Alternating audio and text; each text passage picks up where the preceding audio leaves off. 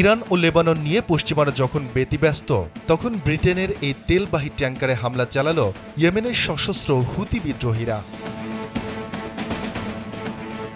স্থানীয় সময় বৃহস্পতিবার চালানো হয় এই হামলা। ড্রোন ব্যবহার করে হামলা চালানো হয়েছে বলে জানিয়েছে আন্তর্জাতিক সংবাদ মাধ্যমগুলো। ঘটনার দিনই হামলার ফুটেজ প্রকাশ করে হুতিদের উপশাখা আনসারুল্লাহ, যেখানে দাবি করা হয় তারা ব্রিটিশ তেল ট্যাঙ্কার কর্ডেলিয়া মুনকে লক্ষ্যবস্তু করেছে। ভিডিওতে দেখা যায় চোখের পলকে একটি ড্রোন আছড়ে পড়ে ট্যাঙ্কারটিতে। সঙ্গে সঙ্গেই ঘটে বিস্ফোরণ। আগুন ও ধোঁয়ার কুণ্ডলিতে ছেয়ে যায় ট্যাঙ্কারের চারপাশ। 250-টিরও বেশি ডিজাইন অপশন নিয়ে ওয়ালটন স্মার্ট ফ্রিজ, বোঝে আপনার প্রয়োজন। হামলার বিষয়টি নিশ্চিত করেছে বহুজাতিক জয়েন্ট মেরিটাইম ইনফরমেশন সেন্টারও।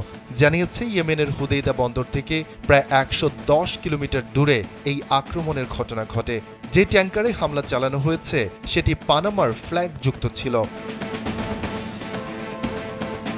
হুতিদের আক্রমণে ট্যাঙ্কারের জ্বালানি ট্যাঙ্ক মারাত্মকভাবে ক্ষতিগ্রস্ত হয়েছে বলে জানিয়েছে যুক্তরাজ্যের মেরিটাইম ট্রেড অপারেশন সেন্টার। তবে ক্রুরা অক্ষত রয়েছেন। সবশেষ খবরে বলা হয়েছে এটি আশপাশের নিরাপদ কোনো বন্দরে নোঙর করাতে নিয়ে যাওয়া হচ্ছে।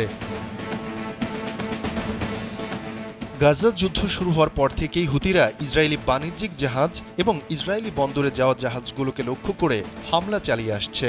গেল বছরের ডিসেম্বরে হুতিদের হামলা প্রতিহত করতে অপারেশনস প্রসপারিটি গার্ডিয়ান্স নামের একটি বহুজাতিক জোট গঠন করে আমেরিকা, কিন্তু তাতেও গোষ্ঠীটির হামলা থামানো যায়নি।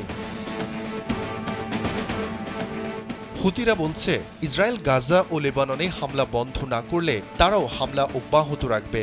এই হামলার লক্ষ্যবস্তু করা হবে ইসরায়েল ও ইসরায়েলের সাথে সংশ্লিষ্ট তাদের পশ্চিমা মিত্রদের জাহাজ ও ট্যাঙ্কার।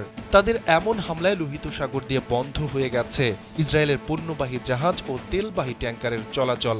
ফলে বিশাল বাণিজ্যিক ক্ষতির সম্মুখীন হচ্ছে তেল আবিব।